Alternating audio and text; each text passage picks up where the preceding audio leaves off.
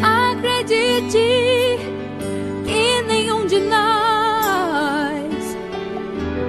já nasceu com jeito pra super-herói. Nossos sonhos, a gente é quem constrói.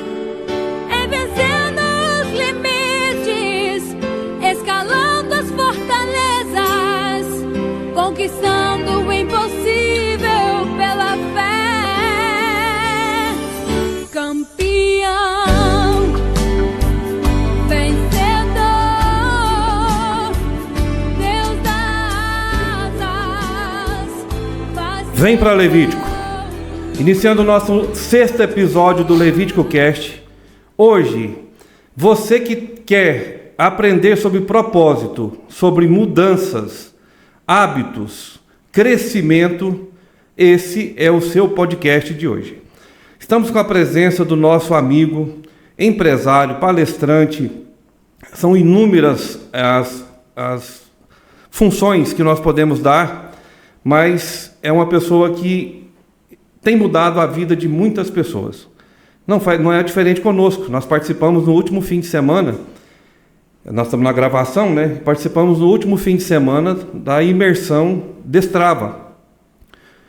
Está conosco hoje Júnior Mamed. Seja bem-vindo, Júnior. Nós estamos aqui gravando esse episódio para que as pessoas possam conhecer um propósito novo. O que você pode nos dar de novo para que a gente possa levar ao nosso público? Obrigado, Flávio, eu que agradeço, uma alegria muito grande estar aqui. Eu falo que uma vida sem propósito é uma vida com sofrimento. Quando a vida ela tem propósito, a pessoa ela acorda todo dia com um pensamento diferente. Eu vejo como um propósito muda realmente a vida de um ser humano. Há muito tempo atrás, eu sentei um dia com a minha esposa, eu casei com uma esposa que era brava, Flávio. Baixinha, brava, nervosa. E aí um dia eu sentei com ela e falei assim, qual que é o nosso propósito de vida? O que a gente quer para a nossa vida? Ela falou assim, não sei. Eu falei assim, eu sei. Nós vamos sentar hoje e vamos definir um propósito para nós e a gente vai parar de brigar.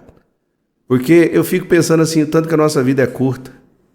Existe um estudo feito em Harvard que fala que uma pessoa que vive 90, 100 anos da sua vida, vamos arrumar 90 anos, é uma idade que vamos falar que tá bom, né? Se a gente chegar no 100, estamos no lucro. Ela vai aproveitar 20 anos. Os outros 70 ou 80 anos, ela perdeu com brigas, picuinha, ou ela roubou o tempo dela, ou deixou alguém roubar o tempo dela. E uma briga, uma discussão, para mim é uma perca de tempo. Porque não leva a nada, não resolve nada. E quando a gente definiu isso, qual que seria o nosso propósito? Isso mudou, mas muito a nossa vida. Porque a gente começou a se ajudar e não mais se cobrar, nem eu dela, nem ela de mim. Porque o propósito foi alinhado e montado para os dois. Então a gente definiu o que a gente queria e a gente colocou uma primeira etapa até os 55 anos de idade. Eu tinha 30 anos na época. Estou com 48 hoje. Tem 18 anos que a gente vive esse propósito. Então nós não estamos inventando roda. Eu não sou coach. Tem gente que fala assim, o Mamed agora virou coach. Não, não sou. Eu simplesmente estou levando para as pessoas aquilo que eu vivo e o que eu defini para a minha vida. E cada um escolhe o caminho do seu. E isso fez com que eu e ela, na época, começasse a notar. Para a gente viver de propósito, a gente tem que começar a deixar alguns bloqueios, algumas coisas para trás, maus hábitos. Então, dentro dos maus hábitos que a gente foi enumerando, eu comecei a perceber que a primeira coisa que um ser humano tem que fazer é uma autoanálise. A pessoa ela tem que realmente assim, olhar para dentro dela, se conhecer antes de qualquer coisa, identificar o que ela tem de bom, o que ela pode melhorar. Porque ninguém tem nada de ruim. Ninguém. Todo mundo que veio nessa terra, nós somos filhos de Deus e mais semelhança dele, então todo mundo é bom. Os nossos maus hábitos, ou a falta de um propósito, claro, que faz as pessoas, às vezes, ter escolhas ruins. E eu sempre digo, toda ação tem reação. Se escolher errado, vai para um caminho errado, né? Eu sempre digo que a mesma alma que Hitler recebeu é a alma que um santo, uma pessoa do bem recebeu. Então, pelas suas escolhas, pelas suas atitudes, pela falta de um propósito, realmente faz com que ela ande por um caminho que não vale a pena. E foi bacana, porque quando a gente definiu isso, começamos a enumerar, eu fui enumerando os pontos que eu achava que ela precisava melhorar, e ela foi melhorando os pontos que ela achava que eu precisava melhorar. A folha dela quase deu duas páginas. Descobriu que tinha não só você tinha, né, uma visão sobre a mudança dela, mas é uma surpresa, né, receber qual as mudanças que você precisava ter, né, no momento, né? Flávio, qual que foi a percepção que eu tive ali, naquele momento? Nós que somos homens, né, e estamos todo dia na correria, e a gente vive uma correria. Às vezes a gente resolve vários problemas ao longo do dia, isso vai gerando na gente uma casca grossa. Então tem muita coisa que você percebe na sua esposa que para você não é mais problema. Porque você lida com tanta coisa difícil no dia a dia, mas elas olham para nós e pequenas coisas para elas são um problema. E é importante a gente entender isso. Porque a gente começa a perceber que mulher ela tem uma fragilidade.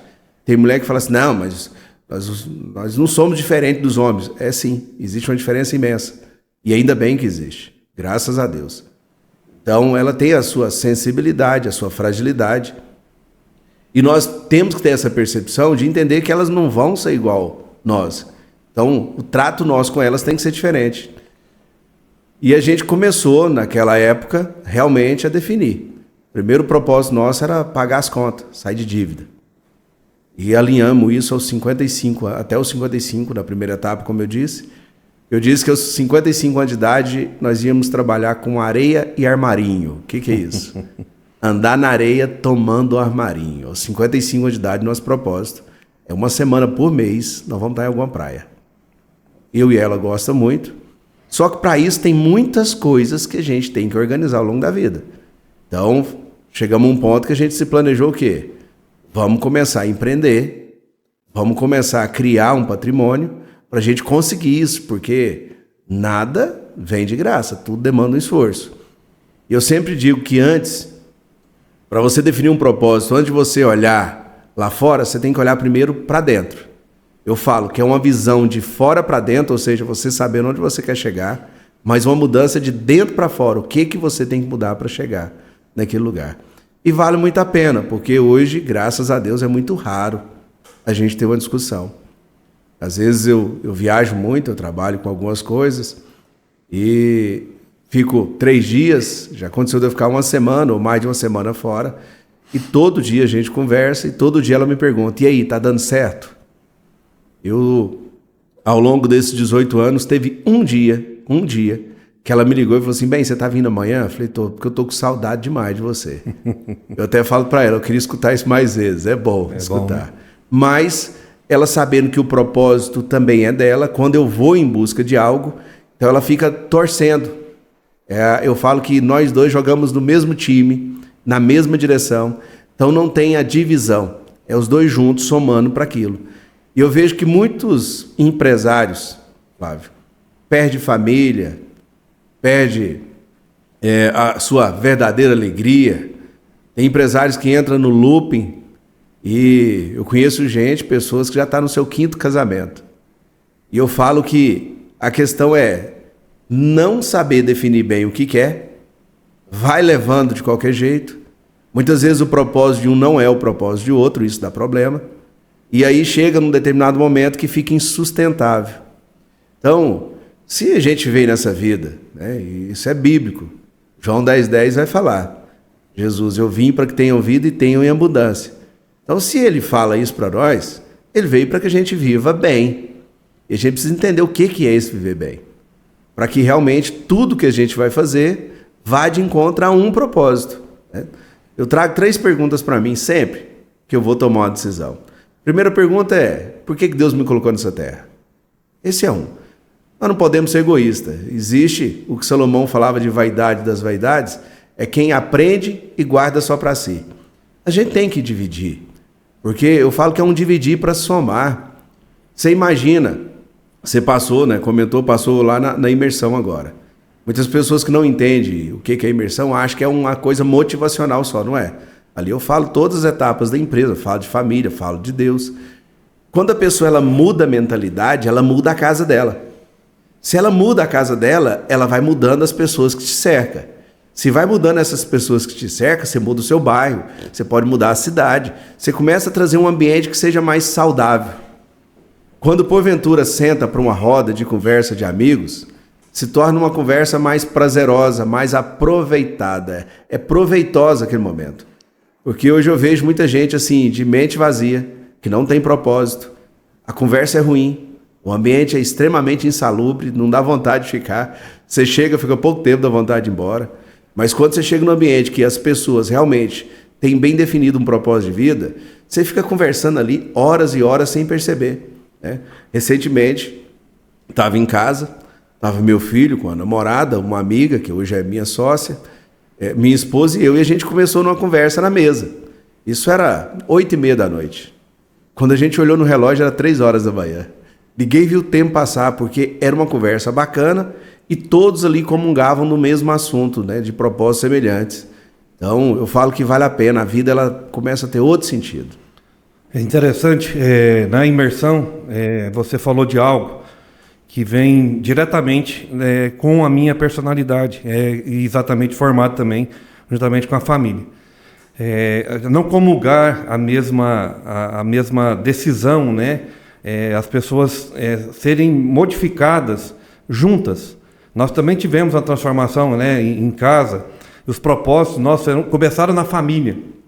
E tudo que você está falando e falou na imersão, é muito interessante a gente entender. Não há nenhum propósito que possa crescer, que possa ser desenvolvido, e a família ter crescimento, a empresa ter crescimento, se não há uma união familiar e se Deus não participa. Deus é a base, né? E a família sustenta, né? Porque a família vai torcer pelo mesmo propósito, vão andar junto, vão sofrer junto quando for preciso, mas também vão se alegrar juntos. Então essa é a grande diferença, né? Que a gente vai entender na nossa vida, que qualquer mudança que a gente possa fazer, não há como a gente fazer isso sozinho. Nós não somos nada, né? Nós casados, nós como família, nós como os intercessores familiares, nós como os nossos ministros, né? Da união, da presença de Deus na família. Se nós não vivemos isso, nós não temos como fazer uma empresa forte, nós não temos como fazer uma vida financeira bem definida. E isso é algo que foi marcante para mim, né? Na imersão, foi bem no primeiro dia. Eu lembro que você nos citou que não há como fazer parcerias, né? Se associar a pessoas que têm um propósito diferente, que não comunga do mesmo caráter. E isso é marcante, né? Para que a gente possa entender. Eu fico olhando para a situação que nós vivemos, né? Quando a empresa começou, eu precisava muito da minha família, das pessoas da minha família torcer por mim, estar junto comigo, saber do propósito que a gente tinha. Então, durante a imersão, isso foi muito tempo. Eu ficava pensando sobre isso. E vinha novos assuntos. Então, assim, tudo que foi tratado ali tem um propósito, né? A gente sabe que aquilo foi preparado realmente para que as pessoas possam mudar de vida. Então, quando a gente falou, e numa chamada que a gente fez lá, e ficou gravado para a gente convidar as pessoas para assistir esse podcast, eu lembro que você falou, né? Se você quer aprender sobre propósito, sobre mudanças, que viesse a assistir esse podcast. Então, você pode mudar a sua vida a partir de então. Mas tem que ter a sua própria vontade, tem que agir, não só ouvir, né? A grande vantagem que as pessoas têm no crescimento familiar, no crescimento como pessoas, como profissional, como empresário, como um líder, ele tem que sair de um propósito inicial, que é a mudança de vida, aceitar que as pessoas, né, se não tiver mudança, não há possibilidade de crescer. Então eu fiquei marcado, né, para mim e para minha história. Então nós sabemos que a Levítico hoje é fruto disso, né? E isso é interessante para nós, poder relatar, para que as pessoas, quando assistir, também despertem os seus interesses em mudar de vida, né? Em fazer suas mudanças baseada num propósito familiar, né? A gente não faz nada só. Primeiro a base é Deus, segundo a família. E lá a gente falou muito, né? Vocês, né, citaram muito o exemplo. Primeiro, é marcante entender que todos que estavam ali no trabalho, estava toda a sua família, né? A sua filha estava de cirurgia, então ela estava no início, né? Na abertura ela estava. É uma pessoa que estava recém, né, operada, não teria condições de estar ali, mas a sua família esteve o tempo todo. Onde vocês faziam um trabalho, vocês faziam em união, vocês faziam em acordo. E o acordo é base da família, é base de um trabalho, é base de um crescimento. Isso foi marcante para nós, viu, Mamed? A gente talvez não consegue manifestar, mas a gente consegue sentir e mudar nos nossos hábitos exatamente o que você recebe ali. Então a imersão ela tem um papel fundamental na vida daquelas pessoas que participaram ali. Eu não sei quantas vocês já tiveram até hoje, mas muitas vidas eu tenho certeza foram mudadas, muitas empresas foram mudadas. Mais de 600 empresários já passou ali. Passou. Então, assim, pessoas que cresceram, pessoas que... Tem uns que, né, às vezes ouvem, e isso, né, não vai funcionar em todo mundo.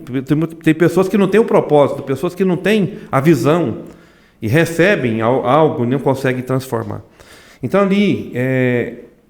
eu queria citar e que você comentasse muito sobre isso. Você falou já sobre a importância da família, né? Mas o trabalho que vocês fazem, ele é voltado ali para que vocês tivessem... você falando, né, que a sua esposa, quando você sai, você vai fazer um trabalho fora, ela está em casa torcendo, ela está também cuidando das outras coisas que vocês, né, têm empresas, não é uma só. E o propósito é o mesmo, né? Então, quer dizer, quando você está fazendo algo, você está buscando crescimento, ela está torcendo em casa, não existe o ciúme, não existe a insegurança, não existe a incerteza, mas existe a base familiar. E quando você falou, né, lá, que vocês entraram realmente num acordo, vocês sentaram para definir uma meta. Então, sobre a meta definida, vocês conseguiram alcançar, então, algo, né? E ainda não é o propósito final, mas vocês têm um objetivo final. Ainda está caminhando para esse objetivo. Então, eu queria que você comentasse, a partir de então, você fez umas mudanças no seu dia a dia, na sua vida, na sua rotina. Você começou a tomar decisões que você confiava que, quando você tomasse aquela decisão, a sua família também estaria aprovando, a sua esposa estaria concordando. Porque existe o sacerdócio, né? O homem que decide, o homem que tem a confiança da mulher, que tem a confiança dos filhos, ele sabe que quando ele toma uma decisão, ele sabe que está sendo guiado por Deus. Então, quando você começou a ter o seu crescimento, você, né, comentou lá, e não dá para falar tudo isso aqui no podcast, mas você saiu, você trabalhou em algumas empresas e você definiu uma meta, que você teria então o seu crescimento, e baseado nisso, começou a desenvolver as suas empresas. E você hoje, como você falou, eu não sou um coach, mas eu faço um trabalho para que as vidas sejam modificadas através do testemunho, através da liderança que você exerce. Então, a partir de então, você sentiu que você tinha toda a possibilidade de crescer e você correu atrás. E isso, então, foi a base para você, a família. A sua confiança que a família estaria junto com você. A minha família é uma base desde muitos anos, porque nós alinhamos um critério em casa, Flávio. Eu não faço nada sem colocar na mesa. Então, os meus filhos, desde pequeno, eles sentavam na mesa para ouvir o que a gente tinha que fazer. Eu lembro meu filho com 4 anos de idade, ele queria muito mais sentar na mesa ouvindo um adulto conversar do que ir brincar com a criança. Não que ele não brincava, mas ele gostava de participar e eu trazia eles. Então, eu queria mostrar assim, para que eles fossem aprendendo, entendendo que a vida, ela pode ser fácil se tiver realmente uma mudança de mentalidade. O que faz ela ser fácil ou difícil são as nossas escolhas. Então, eu sempre trouxe para a mesa. Eu lembro a época que a gente ia tomar uma decisão, todo ano ir para a praia. E a gente estava numa construção para criar uma situação financeira para que a minha filha, ela falava já desde pequeno que ela queria fazer medicina, quando ela fosse fazer medicina, a gente tivesse estruturado para bancar ela numa faculdade particular, caso ela passasse ali. E aí teve um ano que eu tive a oportunidade, com o dinheiro, de comprar um terreno. E aí eu comprava o terreno e ia para a praia. E eu trouxe para a mesa. O que a maioria decidisse na mesa prevalecia. E a gente tem esse hábito de tomar a decisão em consenso. E quando a gente colocou, né, minha esposa, bem, não tem o que ver, é o terreno, vamos abrir mão da praia esse ano. Meu filho, pai, o senhor tá maluco? É o terreno. E a minha filha, pai, eu quero ir para a praia. Eu falei, tá, mas você perdeu, a maioria ganhou. E o que prevalece é, se a maioria ganhou o que a gente escolheu, ninguém fica de cara amarrada. E comprei o terreno, não, fomos para a praia. E a minha filha, a gente foi para a fazenda, em vez de ir para a praia, fomos para a fazenda do meu sogro. E a minha filha lá, um dia, triste, brocochô. E eu cheguei nela e falei, minha filha, é o combinado. Pai, eu sei, eu entendo, o senhor fez a boa escolha, mas deixa só hoje eu voltar aqui para a realidade, porque eu queria ir para a praia. Foi só um dia, no outro dia já estava bem, e ela entendeu quando ela passou em medicina que era necessário aquilo. Então, todo assunto que eu tenho para lidar, eu trago para a mesa. Eu já passei por frustração em empresa. E a minha esposa e meus filhos estavam comigo. Por situação difícil, que eles estavam ali. E quando você tem esse suporte, não a cobrança, porque eu vejo assim, ó, na falta de compartilhar com os seus, uma família é uma bênção. Então a gente tem que compartilhar a alegria e as tristezas, para que tenha ajuda mútua ali, não cobrança. Eu percebo muitos casais ou família em si, num contexto geral, que quando o pai erra, vem todo mundo para cima só jogando pedra. É a hora que mais precisa de um abraço.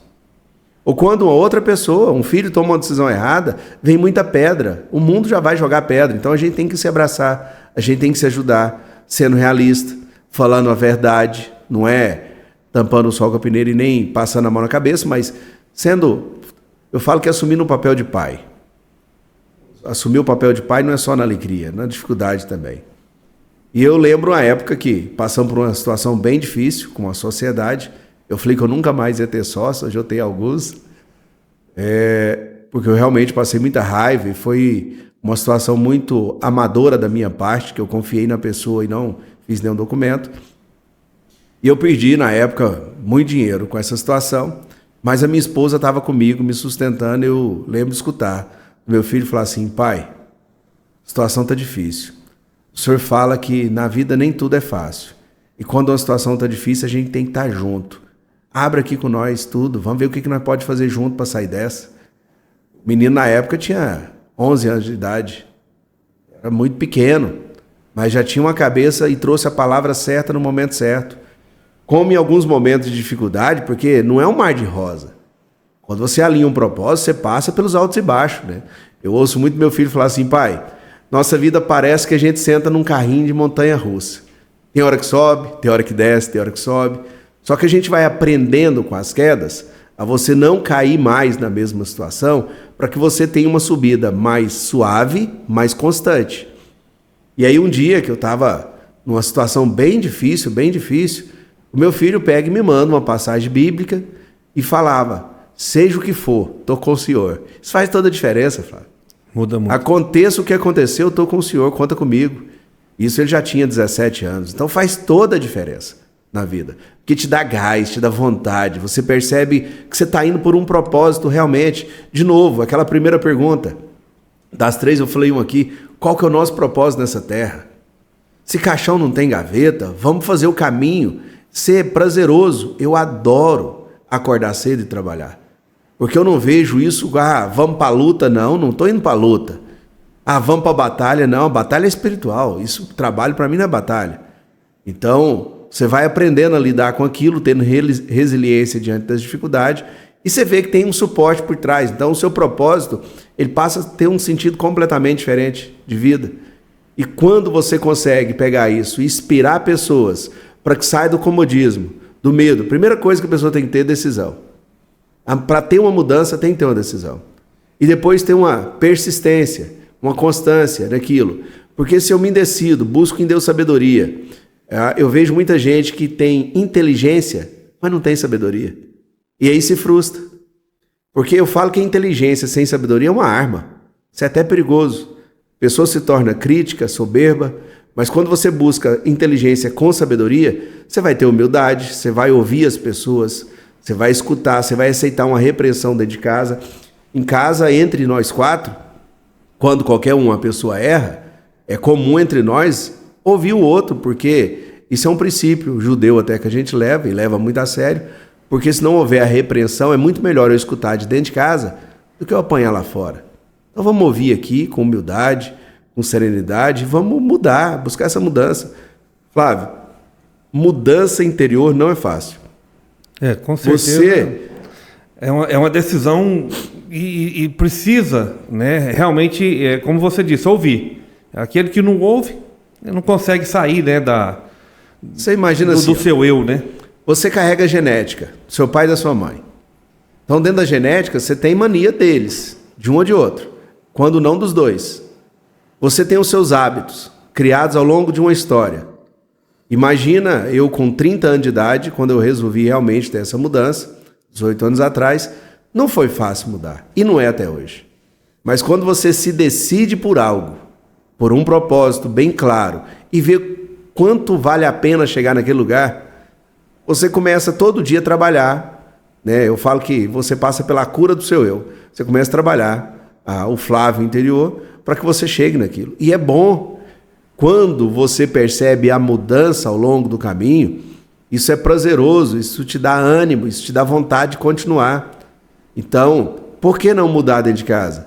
Né? Eu fico vendo, quando eu comentei agora há pouco, das pessoas que roubam muito seu tempo ou deixam que pessoas roubam o tempo dela. Se o nosso tempo aqui é curto, eu brinco com a minha esposa, falo, bem, eu quero todo dia dormir de conchinha, abraçado, bem, não é ficar emburrado de bico para lá ou para cá, ou entre pais e filhos, vamos ser honestos um com o outro, vamos ser sinceros, mas vamos viver em paz. Então, eu falo que antes de ter um bom empresário, tem que ter uma excelente pessoa, um excelente pai de família, uma excelente mãe, filho, irmão, aí vai ser um excelente empresário. Porque a empresa em si, ganhar dinheiro é fácil. Não é um bicho de 7 cabeças. Tem gente que fala assim, não, isso para mim é impossível. Não, a pessoa está precisando mudar a mentalidade, e de dentro para fora. Então, viver em família, você faz com que tudo comece a ter um valor completamente diferente. Você vai ganhar dinheiro para quê? Para guardar? Ou nós vamos ganhar dinheiro realmente para usufruir com a família? Eu conheci um produtor na Bahia, o nome dele era até engraçado, e ele pegava e falava, o nome dele era Rude. Ele não morreu. E ele era muito brincalhão. Quando eu cheguei lá, eu lembro um dia que eu fui falar com ele, seu Rude, aqui o senhor tem tal problema, assim, assim, assim? Ele falou, não, eu não, a soja que tem. Ele era muito brincalhão. E aí ele me falou uma coisa que fez muito sentido para mim naquela época, muitos anos atrás. Ele falou assim, Mamed, eu cheguei aqui com 500 hectares de terra. Hoje eu tenho 4.200 hectares. Eu falei, nossa, que bacana. Estou comprando as terras, todos os vizinhos que morrem. Eu falei, como assim? É porque o produtor, o empresário, ele tem uma mentalidade de sempre chegar em casa reclamando, brabo, mal-humorado e não tem dinheiro. Então o filho dele começa a ter um entendimento que aquilo é ruim e ele não quer. Então quando o pai morre, o filho vende e eu compro. E ele nem sempre vende no preço de mercado. Às vezes eu compro mais barato que o preço de mercado, porque ele quer ficar livre daquilo. Ele quer realmente assim, aquilo para ele é a pior coisa do mundo. Então ele quer ficar livre. E eu vou comprando. E eu vejo como isso é uma coisa séria. Eu falei, o senhor tem filhos? Tenho 2. Eu falei, como que o senhor age? Falei, as 2 trabalham comigo. Uma está fazendo administração de empresa, a outra fez agronomia. Então a que fez administração está aprendendo, só que todo ano eu mostro para elas a realidade. Deu dinheiro. Agora não tem que fazer esse investimento. A gente faz agora, a gente espera. Ele leva para a mesa para que todos tomem a decisão junto. E era uma pessoa que estava extremamente bem financeiramente. Nós estamos passando por crise no agro. E ele consegue, num momento de crise, suportar, passar por isso de uma forma completamente diferente, porque vem se estruturando isso lá de trás, envolvendo família. Eu achei tão bacana, porque eu tive a oportunidade de conhecer uma das filhas que chegou e falar assim, um dia na falta do meu pai eu não faço outra coisa, eu não sei isso aqui. Olha que bacana, Fábio. Isso leva para uma longevidade. Eu vi uma outra realidade, Na região de Minas, eu ando muito, eu viajo muito, eu sou muito observador. Eu tento captar isso que eu vejo lá fora, de trazer para a minha realidade, filtrando, mas vendo como eu vou agir. Porque faz toda a diferença. Eu vi um filho de um produtor vender uma fazenda. Essa fazenda ela é 4.000, por coincidência, é uma mesma da Bahia, 4.200 hectares. Ele vendeu ela toda, porteira fechada. A lavoura estava plantada, tinha parte dos defensivos agrícolas no galpão. O pai dele faleceu. Ele vendeu porque ele não suportava nem ouvir falar de fazenda. Você imagina, fazenda plantada, tinha mais ou menos uns 25 para 30 dias que a planta tinha emergido. Então, chegou um outro produtor que comprou aquilo, né, e está tocando. Eu vejo que o ato da gente, enquanto empresário, começar a trazer para a mesa, não para brigar, porque tem gente que traz as coisas, mas traz as coisas do seu jeito. Aí começa a virar briga em família. Isso tudo também eu falo que falta realmente mudar a mentalidade, descobrir o que a pessoa quer. Então, das 3 perguntas que eu comentei contigo, que eu trago para mim, a primeira é realmente qual que é o meu propósito aqui. A segunda, quem é Jesus para mim? Então, no momento de dificuldade, no momento de dor, não vale a pena você ficar contando as suas dores para os outros lá fora. Tem pessoas que quando você conta, na hora que você está passando pela dificuldade, olha para você e fala, nossa, Flávio, cara, força, cara, você vai sair dessa. Aí ele chega em casa, vai contar para a mulher, nossa, o Flávio tá lascado. Não faz ideia. Ih, mas tá numa situação. Aí a mulher começa a dizer, mas também, né? Quer se achar demais, enfiando o pé, dando um passo mais largo que a perna. Aí a mulher vai contar para a vizinha, ou o homem vai contar para alguém. Daqui a pouco vira uma fofoca na cidade.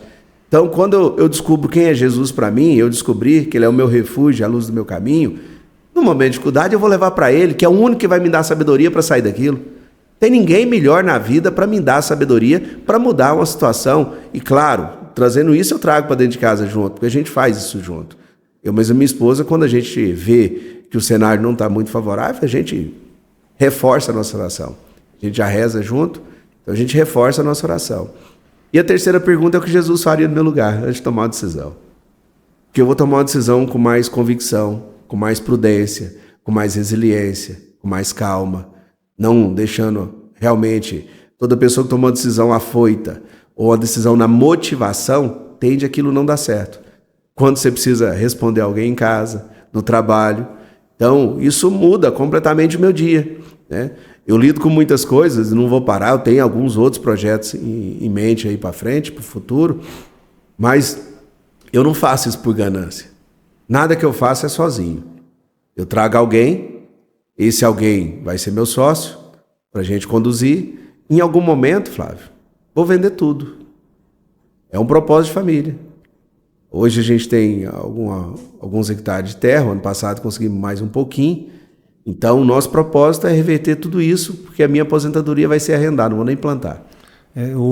Até comentando, né, sobre isso, você chega a uma empresa, para constituir, você conseguir administrar todas as empresas, você acaba criando sócios, né? E eu ouvi uma pessoa falar sobre uma atitude parecida, colocando maldade, né? Então, assim, a pessoa constrói uma empresa, coloca uma sociedade e depois ele faz com que essa empresa possa ter um valor e vende e não valorizou a empresa. Mas a valorização seria por negócios, né? Porque se você constrói e aquilo vai abençoar a vida de outras pessoas, que se você vender essa empresa, ela está em crescimento, ela está em expansão, você está abençoando vidas com isso. Claro. Então, assim, é a questão de visão comercial.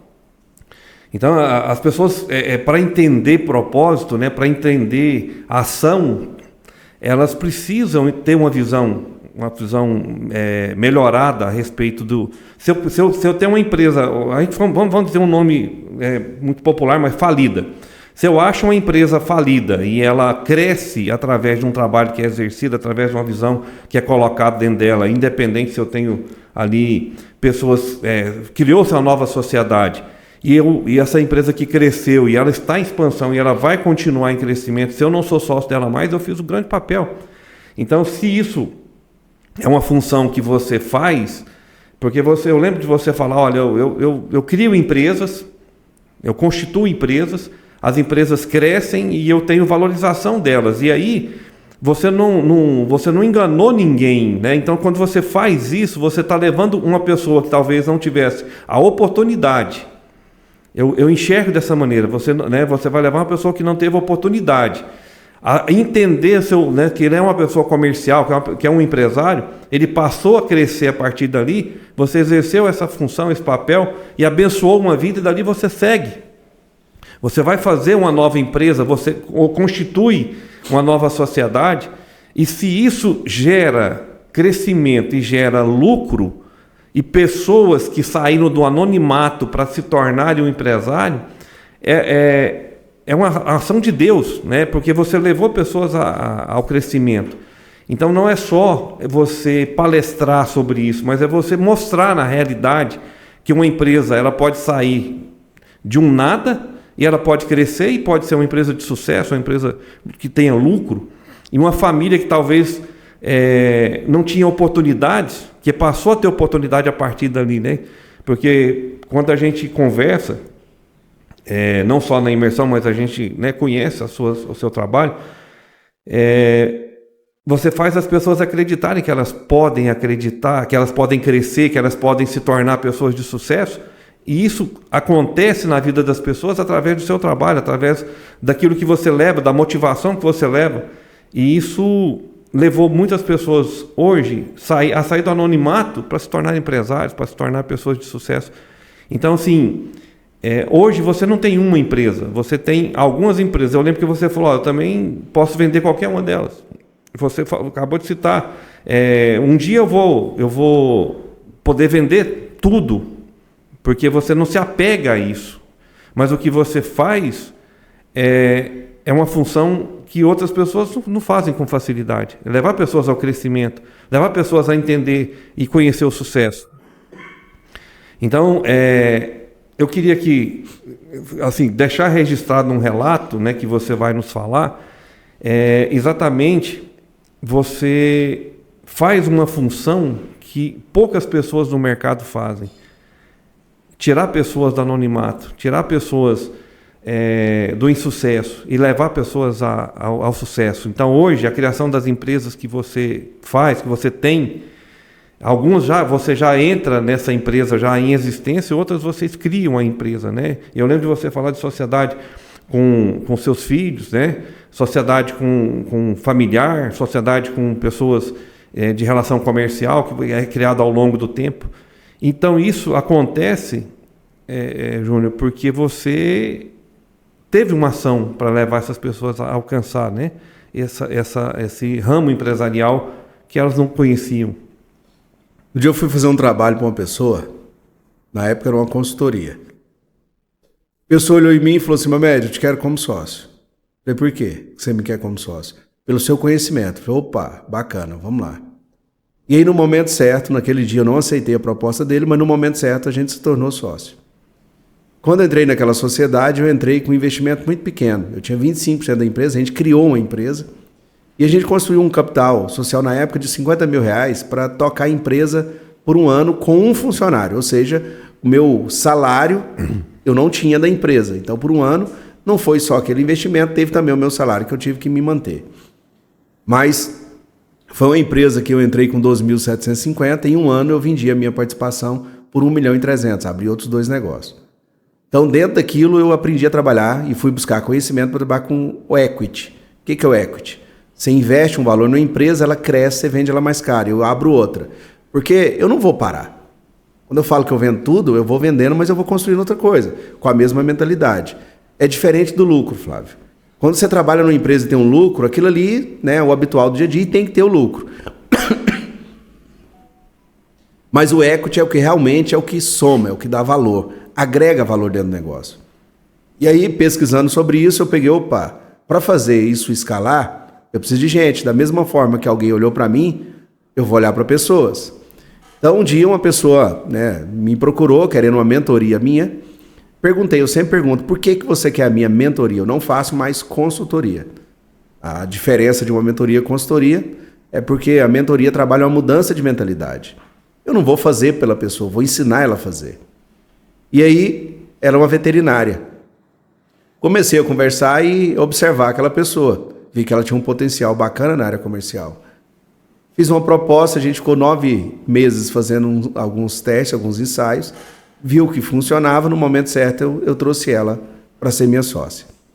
Eu já abri negócio do zero e já entrei em negócio onde eu fui fazer a mentoria para alguém que estava quebrando, conseguiu dar a volta por cima. A última empresa que eu abri foi agora, dia 2 de janeiro, em Silvânia. É um caso desse. Quando o empresário me procurou de Minas, ele estava praticamente indo à falência. E foi por uma indicação de um grande player de São Paulo, que me indicou para ele. Fiquei muito feliz com a indicação na época. E entrei para dentro da empresa para entender o que estava acontecendo. E vi realmente assim, que tinha uma deficiência muito grande de gestão. Porque o negócio era extremamente lucrativo, era promissor, mas ele estava numa situação delicada naquele momento. Ajustamos o que tinha que ser ajustado, reorganizamos a empresa, alinhamos os processos que tinha dentro dela e ela começou realmente a crescer novamente. De uma forma constante, mas suave. Empresa que cresce muito rápido tem que ter um cuidado muito grande, não que seja um defeito. E aí, diante disso, quando passou 1 ano de mentoria, esse empresário teve na minha imersão também, aqui em Goiânia, ele quis vir. E aí, depois de 2 meses da imersão, ele me fez a proposta: Mamed, te quero como sócio. Eu falei: para que você me quer como sócio? Pelo seu conhecimento. Eu falei: opa, aí é bacana. Porque quando alguém fala que me quer como sócio porque está apertado financeiramente, eu não entro. Ele lá estava. Mas quando a visão da pessoa é só pelo dinheiro, eu não entro como investidor. Mas se for o dinheiro e conhecimento, aí muda. Porque se ele está buscando meu conhecimento, ele vai ter que aceitar mudanças. Vai ter que realmente... Eu não entro em nenhuma sociedade quando eu não sou a pessoa responsável pela parte estratégica. Porque eu vou trazer mudanças para dentro do negócio, buscando mentalidade dos parceiros, dos sócios, para a gente conseguir fluir. E aí ele pegou e falou assim: eu te quero como sócio. Eu falei: então vamos lá. Combinamos, ajustamos. Eu não trouxe a empresa dele, eu criei uma empresa aqui. Eu trouxe o mercado, eu trouxe a marca, mas eu criei uma empresa aqui nova, do zero, porque eu não posso herdar uma coisa do passado que ele tinha lá, que porventura não foi eu que criei, que ia me dar dor de cabeça. E podia até ter problemas anteriores, né? Podia, ninguém sabe, né? Então, entre gastar tempo com isso, e eu migrei essa empresa de Minas para Silvânia, e ele aceitou. Então, a gente está conduzindo, está indo, graças a Deus é o primeiro mês, mas está indo bem. Então, era uma empresa que estava praticamente indo à falência. Opa, ela deu uma melhora e agora está dando uma melhora substancial dentro do negócio. E outras pessoas, às vezes, procuram com isso. Recentemente, um produtor procurou, esperado, que ele precisava organizar as coisas. Mamed, eu te quero como sócio. Eu falei: pera lá, calma. Por que você me quer como sócio? Não, eu preciso de ajuda. Se eu não tiver ajuda, eu não saio. E é uma pessoa que eu conheço, que tem boa índole, bom caráter, os valores comungam muito com os meus, e a gente começou uma parceria. Falei: vamos começar. Esse ano nós vamos fazer uma fase de namoro. Nós vamos testar um ao outro e ver como vai. Finalizou esse ano, a gente pega e faz uma coisa mais consolidada. E estamos nesse processo. Eu não abro mão de uma coisa, Flávio. Eu não faço sociedade com quem trai a esposa. Foi até engraçado, a penúltima imersão tinha um empresário que ele me contratou para ser mentor dele. E ele pegou e comentou em algum momento: Mamed, eu não passo na régua com você. Eu falei: então, nós nunca vamos ser sócios. Não, mas eu vou mudar ainda. Eu falei: que bacana. Olha só. O desejo dele por algo melhor está fazendo ele ter uma mudança de mentalidade e parar de fazer algo errado. Por isso que eu falo que é muito bom estar nesse caminho, fazendo o que está fazendo. Porque eu sentei com ele, fiquei 4 horas de prazo mostrando as consequências na vida dele por ter aquelas atitudes erradas. E eu falei: eu não estou te falando isso para você ser meu sócio um dia. Estou te falando isso para o seu bem. Porque eu não vejo ninguém sendo plenamente feliz e realizado, ou uma vida andando para frente, quando a pessoa toma uma decisão dessa. Quando ele age no impulso e age... Realmente, eu digo assim, ó, existe Deus, existe o demônio. E pessoas às vezes não percebem que o demônio está uma coleira nele, levando ele para cima e para baixo. Ele não percebe isso, mas muitas consequências vêm para a vida da pessoa. A gente conversou muito tempo sobre aquilo e fiquei muito feliz com com o comentário dele, falei, quem sabe um dia. Então, sempre que eu entro numa sociedade, eu estou ajudando alguém. E teve situações na minha sociedade que pessoas saíram. Faz parte, Flávio. Meu filho tem uma frase que ele fala assim, pai, quem saiu na dificuldade nunca teve junto no momento de alegria. Então, eu concordo muito com o que ele diz, a fala dele, porque na fase, quando você entra numa sociedade, a gente começa realmente a medir e ver. Na minha família, estão comigo na alegria e na tristeza. Um sócio para mim é igual um casamento. Também tem que ser na alegria e na tristeza. E tem situações que às vezes eu até provoco ela, Flávio. Para testar, eu testo muitas pessoas. Eu já tive muita decepção com o sócio no passado. É uma maneira de conhecer as pessoas também, né? Porque se você tem essa resposta, né, daquilo que você fica na expectativa. Será que essa pessoa tem realmente, comunga realmente desse mesmo comportamento, né? É a maneira de você entender realmente esse mesmo propósito, né? Você vê se a pessoa realmente está vindo de coração aberto ou está vindo com segundas intenções. Eu tenho o hábito de deixar, em alguns casos, o sócio elaborar o contrato de sociedade, que tem que ter. O contrato ele vai te privar de algumas coisas. O contrato ele vai te ajudar a não passar raiva, a tomar as decisões certas. A sociedade, você tem que pensar assim, na minha falta, os meus filhos assumem a empresa? Se eles não estiverem preparados, não vai assumir. A empresa tem que sobreviver. E se eu faço isso, eu estou pensando neles. Quanto mais a empresa está sobrevivendo, está bem, eles estão seguros do lado de cá. Se porventura eu trago eles para dentro da empresa sem ter preparo para aquilo, a empresa pode vir a um declínio, a uma falência, que vai repercutir também neles do lado de cá. Então tem critérios que a gente tem que tomar. Eu tenho ferramentas que eu vejo se um sócio está me passando a perna ou não. Coisas simples que eu faço no Excel, com 5 colunas. Coisas que eu aprendi ao longo da vida e faço isso dentro das minhas empresas. Então, eu falo que sociedade não pode ser peso.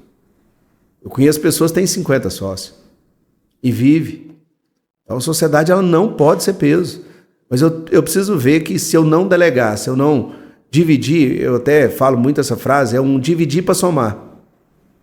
Eu não vou conseguir fazer tudo. Eu tenho uma missão ainda para frente. Com a graça de Deus, vamos chegar lá. O meu maior propósito, e aqui na região, é construir uma usina de etanol de milho. Para fazer isso, eu vou precisar de muito sócio. Só que todos têm que vir no mesmo propósito. Tem que ter o mesmo propósito e acreditar essa confiança, né?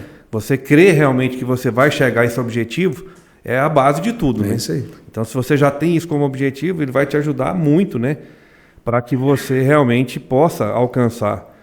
Então, eu vou só te cortar um pouquinho, que eu queria aproveitar para que eu não esquecesse. Lá na imersão, vocês falaram sobre isso, você falou sobre isso. E você falando aqui agora, acho que foi muito mais forte ainda. E eu não queria deixar essa oportunidade passar. No primeiro episódio, eu e minha esposa fizemos o podcast contando a nossa história, como é que nós chegamos aqui, o início do nosso casamento, né? Foi muito turbulento, a gente muito jovem. E você falou algo que expressa muito o que a gente começou a viver depois. O nosso sucesso ele surgiu depois de um propósito. Em 2006, nós fizemos um objetivo, né? Na época, a gente estava passando por muita dificuldade e 2 de janeiro de 2007 me foi tirado das agências do Bradesco. Eu prestava serviço para o Bradesco na época, né? Era outra corretora até. A gente abriu uma nova empresa exatamente por causa disso. E aí, em 2006, a gente fez um propósito. E a gente entende, né, que Deus ele tem a maneira dele de agir na nossa vida. E a gente começou a conversar, e a gente começou a entrar em entendimento. E nós fizemos um propósito, primeiro, de fidelidade. Fidelidade com Deus. A gente é dizimista. E a gente tinha uma fidelidade que a gente queria exercer. A gente fazia acordo com Deus, a gente fazia negócio. Sei lá, dava um resto, né, eu vou dar alguma coisa aí. Deixava os outros até saber, né? Hoje, tudo que a gente faz, a gente tem algumas coisas que a gente faz no fim de semana, toda sexta-feira a gente tem as doações que a gente faz, para quem faz, que a gente não deixa saber. A gente não precisa levar, porque nós não somos fariseus. Uhum. Então a gente criou um propósito, e esse propósito ele foi a mudança da água para o vinho. A nossa vida mudou a partir dali. Então, assim, só queria aproveitar essa deixa, porque a gente já falou no episódio 1, quem assistiu sabe do que a gente falou, o propósito de fidelidade, fidelidade com Deus, fidelidade com a família, fidelidade no casamento, fidelidade, honrar o que fazia, o que falava, honrar o cliente, respeitar, né, no nosso trabalho, o que a gente é a nossa função. Então, assim, eu só queria pegar essa deixa. Deus muda a vida da gente, mas a gente tem que ter um propósito inicial. Se você não fizer, Deus, Ele não tem como agir. Se você tem um coração ruim, Deus não tem como agir. Se você não tem fidelidade, Deus não tem como agir. Se você não se respeita a si próprio, a sua família, né, ao seu propósito.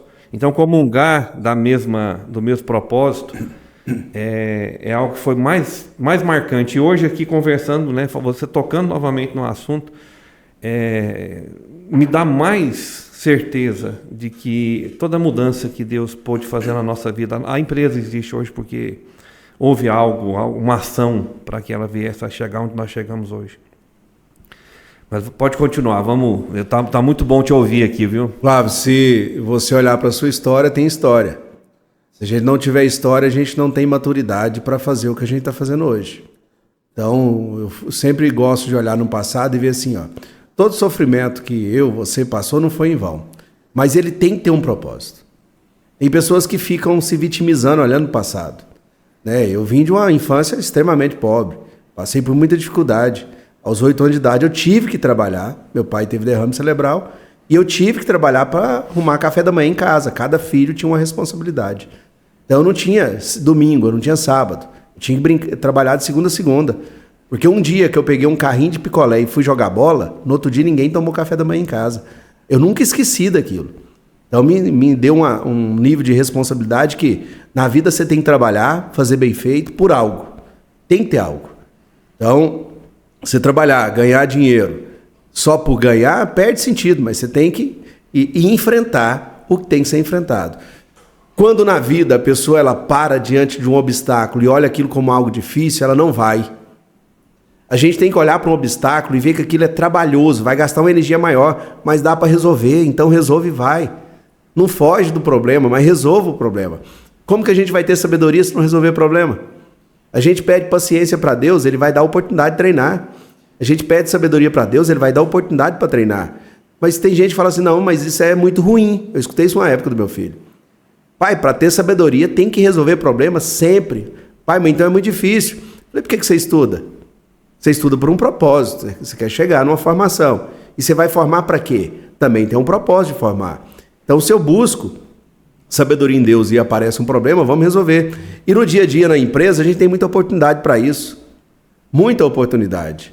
Porque negócios, todo negócio, ele tem os seus pontos de observação que você tem que olhar para aquilo e resolver aquilo de uma forma branda, com resiliência, com calma, vivendo, não se consumindo. Eu vejo muitos empresários que deixaram de ser empresário e se tornou presidiário do negócio. E aí não consegue viver em paz, Flávio. A pessoa primeiro tem que gostar do que faz. Tem que gostar. Existe uma frase que fala assim, ó, faça primeiro o que é necessário, depois faça o que gosta. Ok, eu até posso concordar com isso. Mas se eu gosto daquilo, se eu me identifico com o que eu estou fazendo, não vai ser pesado, não vai ser penoso. A gente consegue tocar e conduzir de uma forma diferente, sabendo o que a gente quer, aonde quer chegar, em quanto tempo quer chegar e por que a gente quer chegar ali. Então isso faz toda uma diferença. Todo negócio, ele nasce para dar certo. Toda empresa, seja qual seja o segmento, se porventura ele deu errado, faltou, às vezes, colocar o negócio no lugar correto, fazer uma leitura de mercado, faltou conhecer um pouco mais de gestão, né? Você teve na imersão. Você não faz ideia de quantas chacotas, lorotas a gente ouve de pessoas falando assim, vocês montaram isso só para ganhar dinheiro. Eu não expresso em nenhum vídeo meu do Instagram o que acontece na íntegra dentro da imersão. Por quê? A intenção é realmente que alguém vá por propósito. Eu não quero que ninguém vá lá achando que aquilo ali vai ser um milagre, que a pessoa vai sair de lá rica no outro dia, porque tem gente hoje que está buscando uma falsa riqueza, uma falsa prosperidade. Deus quer pra gente sim a prosperidade, mas primeiro Ele quer mudar o interior do ser humano, para que a gente mude a mentalidade e busque o que tem que buscar. Então, os empresários que vai estar acompanhando têm a oportunidade de ver o quê? Se tiver uma mudança de mentalidade, um propósito, o negócio dele pode sim dar a volta por cima. Por que quando alguém está indo mal numa empresa, busca um consultor, um mentor, seja o que for, dá uma guinada, dá uma mudada? Porque a pessoa não está tendo o conhecimento para fazer aquilo fluir da forma correta, sem ser pesado. Então, se alguém consegue vir com o olhar de fora e fazer uma mudança para que aquilo flua, quer dizer que o negócio dele nasceu para dar certo, que o negócio dele é bom. Está tendo uma má gestão, ou a pessoa não está conseguindo enxergar de cima para baixo, com olhar de águia, para fazer com que as coisas fluam da forma correta, e aí sim ela possa conduzir tendo uma leveza no coração. Você ouviu na imersão, e eu falo, isso para a nossa vida não é diferente. Imersão eu falo que a empresa, existe critério, existe a base dela. Eu vejo muitas pessoas sofrendo com o mesmo problema. Gente, mão de obra. Eu adoro lidar com gente. E eu falo de novo, o melhor lugar de treinar é dentro de casa. Se a pessoa conseguir ter resiliência e fazer gestão de pessoas dentro da sua própria casa, ela vai ser muito feliz lá fora.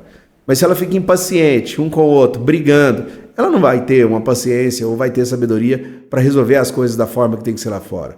Então a base da empresa, nós vimos lá, está relacionada à missão, o propósito da empresa existir. Uma visão, o que você quer da sua empresa, onde você quer levar ela, em quanto tempo. Não abrir mão dos seus valores, criando realmente uma cultura forte para que as pessoas possam se engajar. Como que eu vou contratar alguém se eu não identifico qual que é o propósito da minha empresa? Como que eu vou treinar alguém se eu não sei quais são as minhas metas? Então, antes de eu trazer qualquer pessoa, eu preciso ter critério com aquilo ali. Né? Nós vimos lá as 4 fases da empresa. A primeira fase, sobrevivência. A pessoa ela tem que aprender a vender com lucro, porque é com o resultado que a empresa cresce. Mas para vender, não é só vender, existe critérios. Você tem que fazer gestão de estoque, você tem que desenvolver fornecedor, você tem que analisar mercado, você tem que ter um conhecimento na parte financeira para fazer uma boa gestão financeira. Existe uma série de fatores ali a ser observados. A empresa começou a crescer, vem para a construção, está trazendo mais gente. Quanto mais gente eu coloco na empresa, mais critério a gente tem que ter. Treinamento constante, formação, aprender a descentralizar. Essa é a minha parte mais difícil, tá, Flávio? Eu tive que passar por um tratamento. Eu busquei uma mentora para mim, fiquei 10 meses com essa mentora, que me arrancou o couro, mas foi a melhor coisa que aconteceu na minha vida, para mim aprender a descentralizar. E eu descobri que isso é genético. Então, a pessoa que ela nasce com esse perfil, você treina, mas tem que vigiar. Se eu não vigiar, isso volta para dentro de mim. Só que para minha empresa crescer, eu tenho que delegar. Eu preciso descentralizar e formar pessoas. Depois você vem para uma fase que a empresa continua crescendo, que é a organização. Você tem que ter processos. Quanto mais processos claros, bem definidos tem dentro da empresa, mais fácil é a condução. Você tem que ter regra. Você começa a reforçar cada vez mais a sua cultura e chega na fase da excelência. Quando você já tem processos bem definidos, pessoas bem treinadas, você vai ter um excelente resultado. Então, uma construção. Tem gente que já quer dar um salto lá para o final. E aí tenta dar um salto, mas a queda é brusca. É o que eu ia falar aqui. O imediatismo, né? Ele é muito grave. Ele é grave na vida, né? Na empresa. O imediatismo, as pessoas às vezes não alicerçam um negócio, né? Eles começam algo e já querem no primeiro dia já tá por cima. Não constroem, né? Não faz uma base. E a primeira base é se fortalecer a si próprio, né? E como gestor, né, de negócios. E ele vai, então, depois do seu próprio crescimento, ele começa a desenvolver uma equipe, começa a desenvolver um crescimento para que ele possa alcançar. Você falando aí de arrancou o couro, eu entendi, é o emocional, né? Não é porque talvez as pessoas vão entender, arrancou o couro financeiramente, de dinheiro, me cobrou caro. Não, é cortar realmente a dor, né? Causar dor realmente no ego, para que você possa realmente fazer. Isso é a mudança, né? Então, é a parte difícil, acho que minha também, né? A gente aprende muitas coisas com a gente próprio, né? E isso no dia eu entendi, né? Assim, essa mudança, ela dói, ela causa uma ferida, né? Para que você possa entender que você precisa olhar para si próprio, né? Então, esse imediatismo que a gente vê nos negócios, pessoas que começam a cultivar a lavoura, pessoas que começam uma empresa, que começam no trabalho, né, no emprego, seja o que for. Mas as pessoas, pelo imediatismo, elas pecam muito, elas erram muito. E elas têm deixado de crescer exatamente por isso, né? Porque não querem ser modificadas. E isso foi uma dificuldade enfrentada assim, por muitas pessoas, né? Deixa eu abrir um parênteses aqui, que você tocou num ponto muito importante. O imediatismo. Por que o agro está vivendo a situação difícil que está? Fazendo uma análise assim bem criteriosa. Quando você olha hoje o resultado de uma lavoura entre o preço de venda e o custo de produção, não está ruim, está rentável. Só que, quando a soja começou a dar um pico muito alto, chegou lá quase R$200, teve gente naquele momento entrou para dentro do negócio. Não é um momento bom de entrar. Você não entra na alta, você entra na baixa. Então, muitos entraram. Né? Na época eu tinha dificuldade de contratar vendedor. Os vendedores estavam tudo querendo virar produtor rural. Ah, todo mundo está ganhando dinheiro, eu vou. Vai na onda. E o cara não estava preparado. Muitos produtores naquele momento fez investimentos altos. E aquele investimento, ele não analisou para frente que tudo é cheio de altos e baixos. Então, soja não ia continuar numa crescente desenfreada. Ela já teve alguns momentos de alta, mas ela tem uns momentos de queda. Então, fizeram um investimento no impulso, naquele momento, que não foi o momento mais adequado. A soja começou a retrair, a cair o valor. Tem tanta gente que fala assim, governo. O governo podia ajudar? Claro que podia. Mas não depende só dele também. Não defendo de jeito nenhum esse governo daí, mas depende de cenário externo. Então, existe vários fatores que faz a commodity subir ou descer de preço. É commodity. Então, diante disso, o que acontece? O resultado que a lavoura dá hoje, em percentual, é o mesmo resultado que ela dava no passado. Só que não consegue cobrir os investimentos altos que foram feitos no impulso. E aí está fazendo com que o produtor tenha que negociar aquilo e pagar em alguns anos. Por quê em alguns anos? É com o resultado líquido que ele vai conseguir amortizar isso. Eu sempre falo, hoje eu faço mentoria para 3 produtores. E eu falo, não tome a decisão no impulso. Não seja imediatista. Vamos analisar com calma, com critério. Porque aqueles que analisaram com critério e seguraram naquele momento estão bem hoje. Eu conheço produtor que tem 1, 2 safras na frente. Estão tocando bem. Porque eles tiveram um critério, não foram na emoção. Então tem que se ter um cuidado. Tudo que você toma decisão na sua vida, num processo imediatista, a consequência ela pode ser muito séria. Ela tem uma tendência de algum momento essa conta vir muito alta para pagar. Então, se você traz para um equilíbrio, analisando os fatores, vendo as tendências, para tomar a decisão, você se torna mais assertivo. Olhando isso para o nosso contexto geral, enquanto empresário, pai de família, para a nossa vida é assim. A gente tem que trazer tudo para um equilíbrio, Flávio. Porque se você faz isso no equilíbrio, a gente consegue, primeiro, ter mais controle sobre aquilo, você tem mais tranquilidade, você começa a ter uma visão no médio e longo prazo e você toma a decisão com mais convicção. A sua margem de erro ela é menor. Para tomar uma decisão, você não vai pensar só no que vai dar bom. Você tem que pensar no que pode dar ruim. Porque aí sim, você se prepara para aquela situação. Hoje eu acompanho alguns casos, tá? O caso mais sério que eu acompanho é um produtor que está com 34 milhões de dívida com 15 milhões de patrimônio. Quando olha para uma situação dessa, ele falou assim, eu não saio dessa. Eu falei, vai sair. Primeiro que ele tem postura adequada, ele não correu de nenhuma das contas da dívida. Tomou a decisão errada, mas está tendo a postura certa agora. E por ter a postura certa agora, está construindo algo para conseguir realmente resolver esse problema. E vai resolver. Pelo que ele já andou esse ano e o que já fez, a gente viu que vai resolver. Então, é critério. Não seja imediatista. Mas em nada na vida. Quando, porventura, eu vou fazer qualquer negócio, alguém coloca um contrato na minha mão e fala, preciso desse contrato assinado hoje. Eu falei, então o negócio parou por aqui. Porque eu não vou assinar. Eu não vou assinar na correria. Eu não vou assinar sem ler. Vou tomar uma decisão também, eu não vou tomar uma decisão de forma precipitada. Calma, analisa, veja as possibilidades, o que pode dar certo, o que pode dar errado, porque aí você vai ter mais consistência, vai tomar uma decisão de forma mais lúcida, sabendo que o caminho pode ter os seus riscos, tudo tem risco, mas você consegue mitigar. Caso aconteça alguma coisa, você vai ter uma ação. Eu vejo e fico triste com isso, pessoas que, assim, estão vivendo uma situação delicada. Nós tivemos casos esse ano de pessoas, empresários, produtor, tirar a própria vida, por não suportar aquela situação. Então, imagina a família como fica, um cenário desse. É necessário buscar cada vez mais essa temperança, esse equilíbrio, para a coisa fluir bem. Existe até uma pergunta, né? Por que pessoas que fazem a mesma atividade têm sucesso e as outras não? Não posso perder a deixa, eu tenho que falar sobre isso. Se você citou anteriormente, uma empresa que estava em estado de decadência, né, próxima à falência, e quando você assumiu a empresa, entrou na sociedade, desenvolveu, a empresa cresceu, isso mostra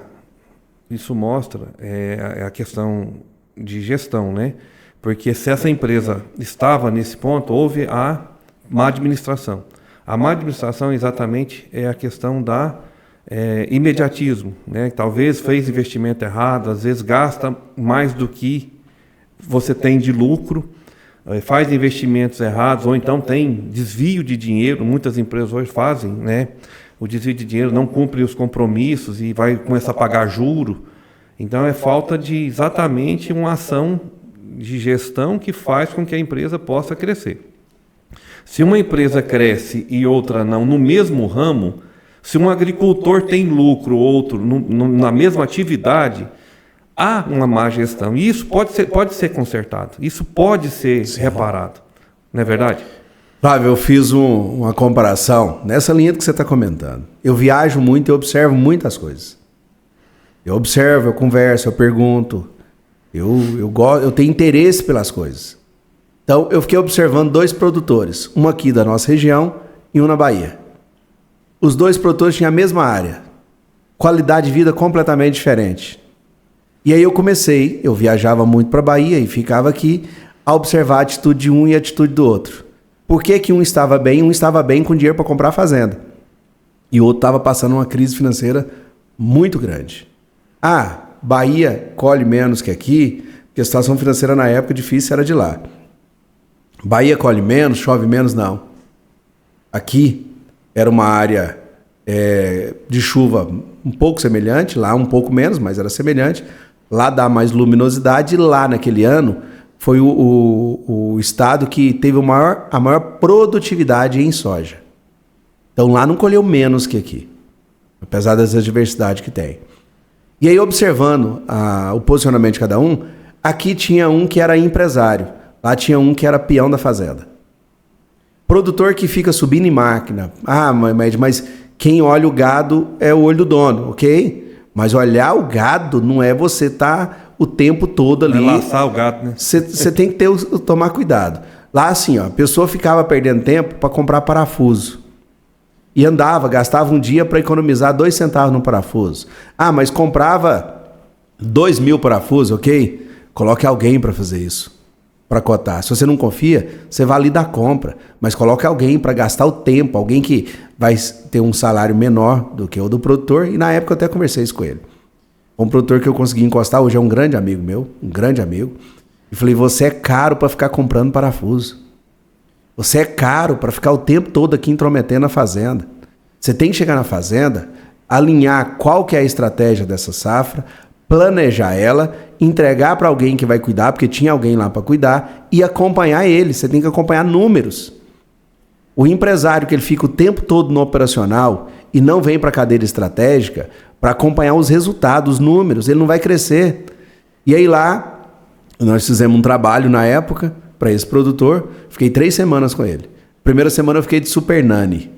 Eu vou ficar te observando, anotando aqui alguns pontos, nós vamos conversar só no final de semana.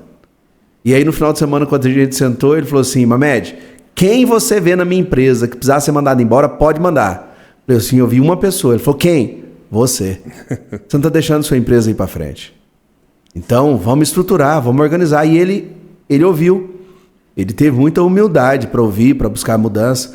Flávio, em uma semana, uma negociação bem feita que ele fez, em uma semana, ele ganhou R$180 mil a mais do que ele ia ganhar. Tinha 5 anos que ele não via resultado. Naquele ano ele viu 2 milhões sobrar na conta. Esse ano ele está fazendo um investimento grande, ele estava com uns 30 e poucos milhões sobrando, fazendo um investimento, montando mais um pivô, a área dele é 100% irrigada hoje, porque está estruturado, para mim é um case de sucesso, um baita empresário, porque teve uma mudança de mentalidade. Então, o que faz um negócio realmente dar certo é gestão. Ah, é clima, faltou chuva, sobrou chuva. O produtor está com a cabeça quente, tem hora, não, manda plantar. Analisa como é que está o cenário. Como é que estão as previsões? Previsões é previsão. Não quer dizer que vai acontecer 100%. Mas você vê tantas pessoas tomando essa decisão assertiva, por que ele vai tomar no home punch? Calma. Analisa o cenário. Vê qual que é a melhor opção. Né? Eu estava, um dos mentorados que eu estou acompanhando, ele falou, não planto mais milho na safrinha.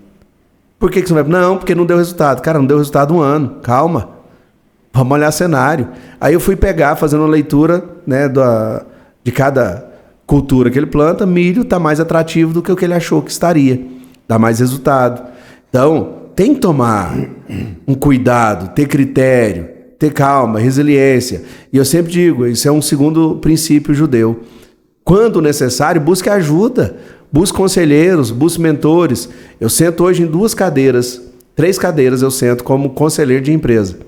Eu não sou ali naquela hora um consultor, não. Eu sou um conselheiro dentro para tomada de decisão. Ah, o que nós vamos fazer? Qual que é o critério? Esse é o melhor caminho? Não é? A gente pensa junto. Porque você pensa assim, tá? Você conversando com uma pessoa, são 2. É fácil um convencer o outro. Quando entra uma terceira pessoa, opa, peraí, não é bem do jeito que vocês estão vendo. Vamos com calma, o momento ele é delicado, vamos tomar a decisão com base em critérios, em dados, né, em parâmetros, qual que é a tendência. Né? Eu vejo uma situação que aconteceu no passado, esse mesmo produtor lá, ele travou 100% da soja dele, travou R$80. Passou 15 dias, a soja veio para 92. Chegou a 180. Eu falei, o armazém que você quer construir na fazenda esse ano, só com a diferença de preço você tinha construído ele. Imediatismo. Né? Imediatismo. Ah, mas não tinha armazém. Calma, rapaz, calma. Tem armazém, vamos colher essa soja seca aqui, vamos jogar num bolsão, calma. Vamos pensar nas possibilidades que tem na região, porque tem gente que fazia isso. Eu andava e via gente fazendo isso. Então, no imediatismo, às vezes a conta fica alta. Hoje tem critério. Né? Eu já ajudei empresários aqui nesse ramo, produtores, que a gente ia estruturando uma média. Eu sempre digo assim, ó, vende na baixa e segura na alta. Vende na baixa. Começou a baixar, vende. Tem gente que quando começa a baixar, não vou vender, porque estava 118, caiu para 115. Eu quero vender de 120 e se voltar para 110. Eu crio um gráfico, eu vou criando médias. Não vai no imediatismo. E não queira também acertar, falar assim, não, eu vou pegar o mais perfeito. Quem fica esperando demais pela perfeição, às vezes vai pagar uma conta alta. Faça média. Isso é gestão. Isso é gestão. Eu fico, às vezes, assim, um pouco decepcionado, porque tem grandes produtores, tá? Que eu já perguntei quantas sacas que ele gasta de manutenção de máquina, não sabe. Quantas sacas que você gasta para compra de combustível, não sei. Se tudo ali está baseado em saca de soja, ele tem que saber quanto que ele tem que produzir para pagar as contas e fazer investimento. Né? Todo negócio, Flávio, pensando nesse ramo, você tem lá a sua receita, o seu custo de produção, o seu lucro bruto, todas as outras despesas, e vem um lucro líquido. Você só pode fazer investimento quando você olha para o seu lucro líquido e vê qual comprometimento disso que você pode fazer para frente. Se você faz achando que vai acontecer alguma coisa, e se aquilo não acontecer, você vai pagar uma conta alta.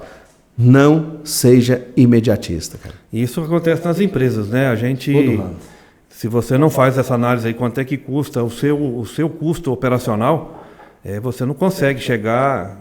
Assim, é lógico que você, igual a Levítico, eu não tenho certeza de quanto eu vendo no final do mês, mas eu tenho uma média. A empresa existe já há alguns anos. Eu tenho as renovações, eu tenho a minha movimentação que a gente já conhece. Eu não vou fazer um compromisso maior do que aquilo que eu posso pagar. Do que aquilo, eu preciso analisar isso. Então isso acontece em qualquer tipo de empresa. Você falando aí me faz lembrar também, né? E eu acho que é importante a gente falar sobre isso. A gente está aqui para isso, né? O podcast hoje é para isso, é para dedicar realmente as pessoas entenderem sobre propósito. Se você tem você fez a citação lá, um exemplo, né? Lá na imersão, E é um exemplo que é muito claro isso. Um dono de supermercado, se ele não analisar o que é que ele vai vender da mercadoria dele, às vezes ele enche o estoque dele com a mercadoria que não tem saída, depois ele prende o preço, ele não consegue, ele vai perder a mercadoria, vai vencer. Então é o quê? Falta de análise. Então, em todo ramo, é igual se você chegar um tempo, né? Eu já vi muitas pessoas perderem o plantio de safrinha. Para o agricultor, então, tem a janela. Ela vai ter que ser obedecida. Foi feita uma análise, vai chover até a época que você precisa para que essa planta possa te dar. Porque você planta uma lavoura e sabe que depois no final você vai correr o risco dela não dar um grão. Quer dizer, todo custo de investimento, ele podia ter sido evitado. É melhor não plantar do que plantar e perder. O ano passado, na safra 23-24, a gente vivenciou uma situação onde a grande maioria dos produtores falou, não, vou investir muito pouco esse ano, a situação está delicada, precisa sobrar dinheiro.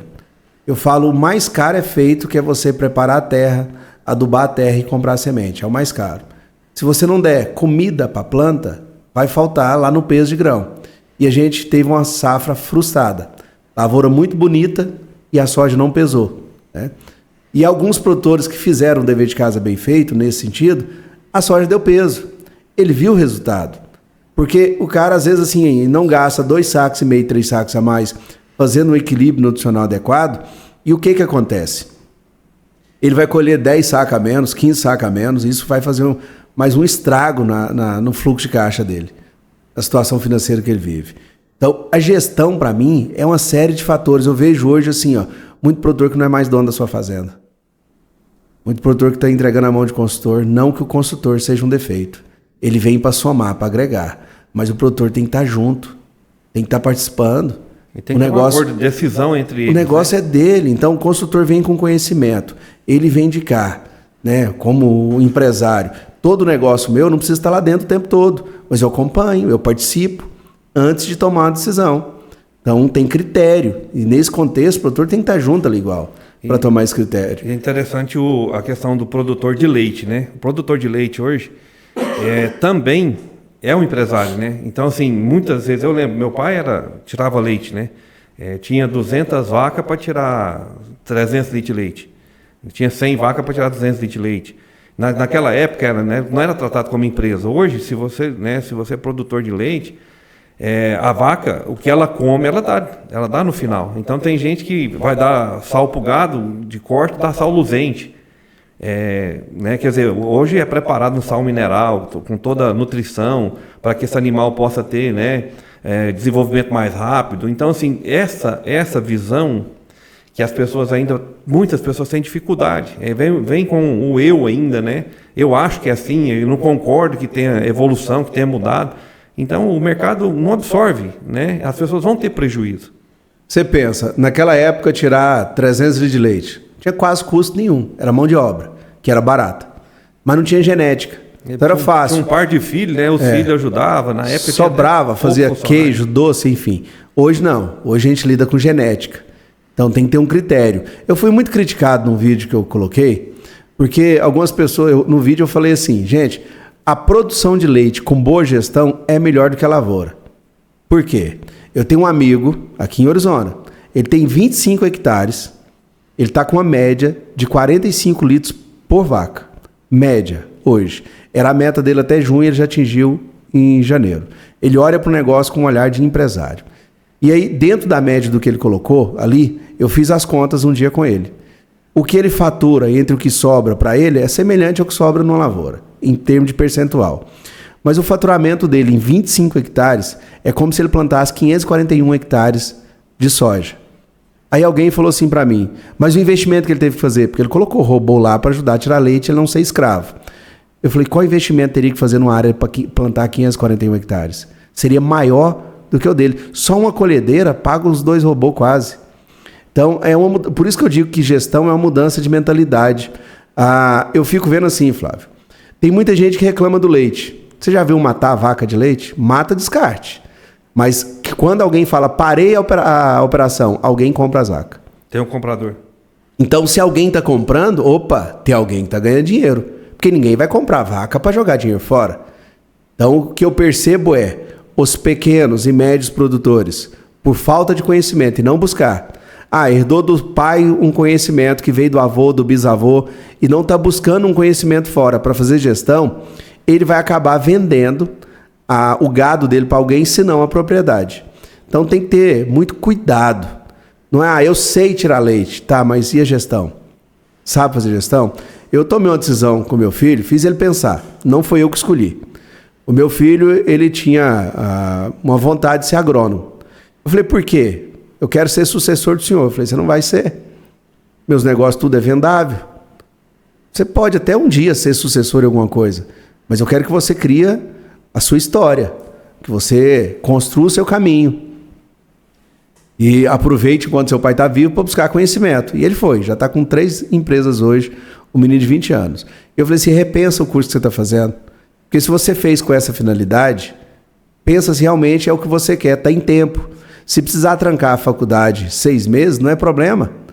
Né? O primeiro momento ali, quando eu dei um se vira moleque nele, porque é uma construção que a gente fez em casa, os meus filhos, muita gente acha que eles são crianças mimadas. Até escutei isso um dia numa caixinha de pergunta. Meus filhos, eles pagam a faculdade deles, eles têm hoje autonomia financeira para cuidar da vida deles, os dois.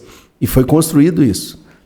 E aí eu peguei e falei assim, meu filho, quando eu quis fazer contabilidade, eu nunca quis ser contador, mas era para fazer gestão.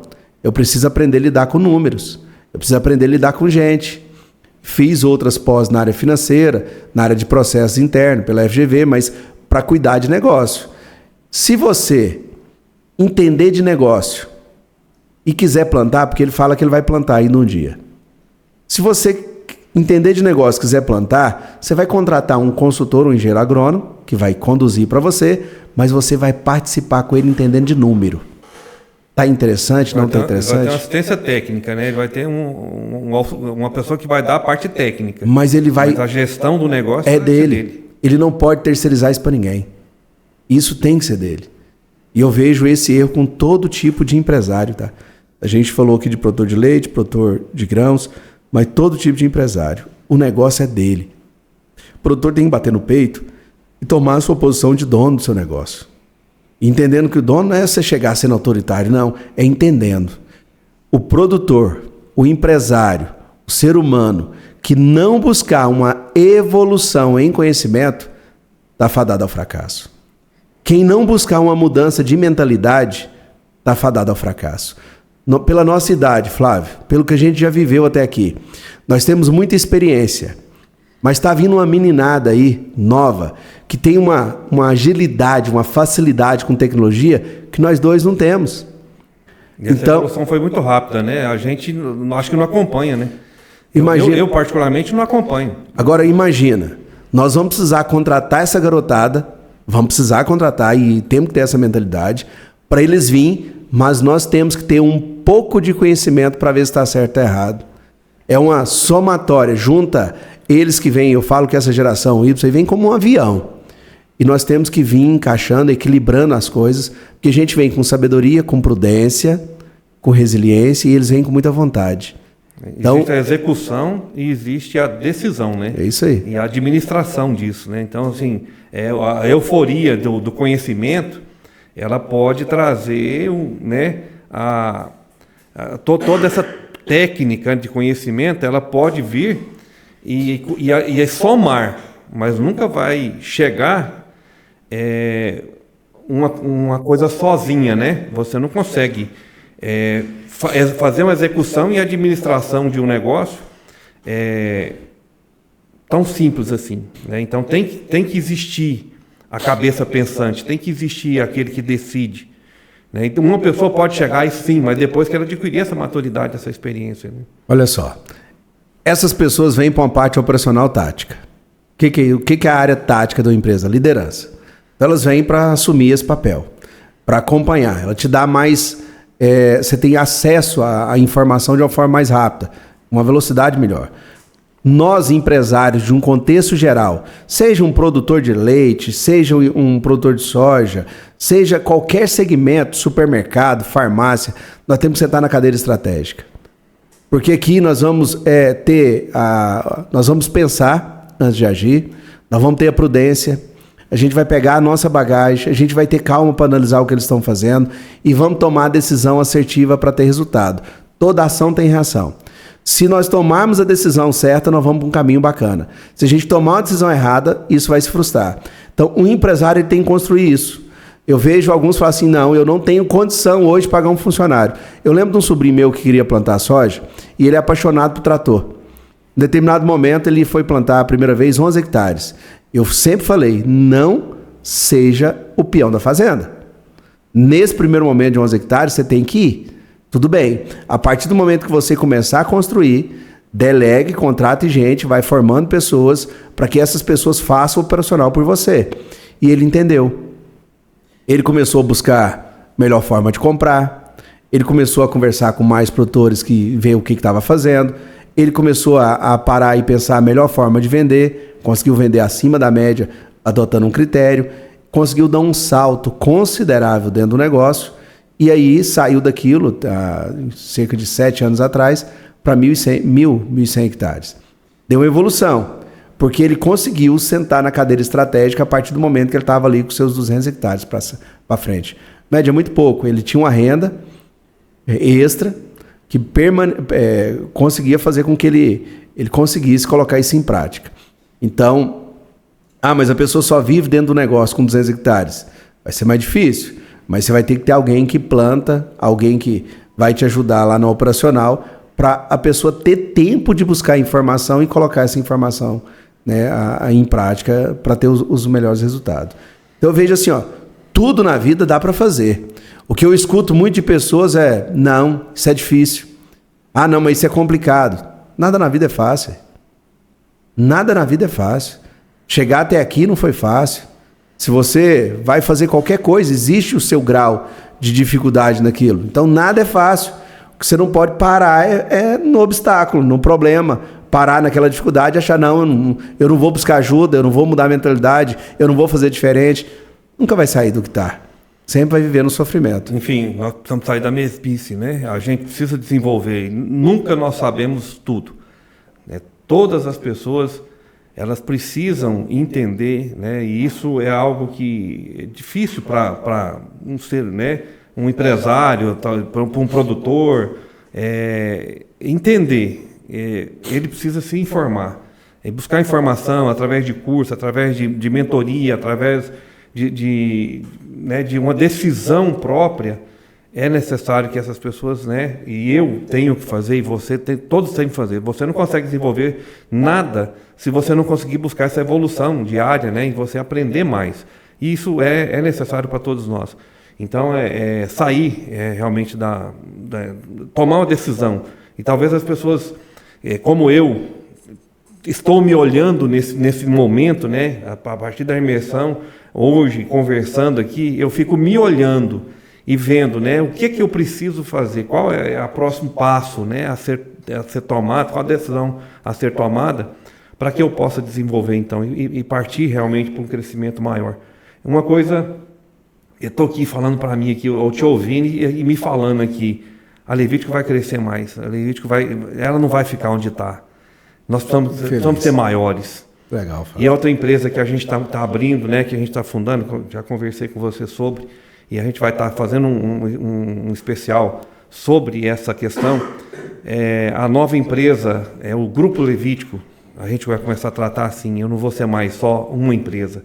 Bom. A gente vai crescer, a gente vai ser diferente, o mercado vai entender que nós estamos aqui para fazer diferença. Eu não posso ser o mesmo, eu não posso ser a mesma Levítico, eu tenho que ser melhor. E a minha equipe tem que ser melhor, eu tenho que ser o melhor pai, eu tenho que ser melhor filho, eu tenho que ser melhor avô, eu tenho que ser melhor irmão, eu tenho que ser melhor empresário. E então, isso mexe muito com a gente, é muito importante você estar num momento de você olhar para o seu eu. Olha o que você disse, que bacana. Eu fico muito feliz com isso, tá? Você voltar da imersão com esse pensamento. Pensa assim, você redefiniu um propósito, alinhou a meta, vai ter mais uma empresa criando um grupo Levítico, show de bola. E aí você começa a olhar para dentro de você, como você está comentando, para ver o que precisa mudar para que isso aconteça. Então, quando você quer muito chegar num propósito, olhando para dentro de si, você muda. Porque se não quiser muito chegar naquele propósito, você também não vai mudar. E eu vejo assim, ó, tudo na vida nós dependemos de pessoas. Jesus Cristo quis 12 apóstolos. Depois escolheu mais 72. Um dia ele falou para eles algo que eles não puderam suportar e foram embora. Só ficou os 12. Os 72 foi embora, mesmo depois de ver muita maravilha dele.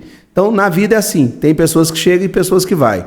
Só que o critério, a forma que a gente comunica, a forma que a gente age, a forma que a gente faz gestão de pessoas, faz toda uma diferença para que essas pessoas realmente possam estar engajadas contigo, né?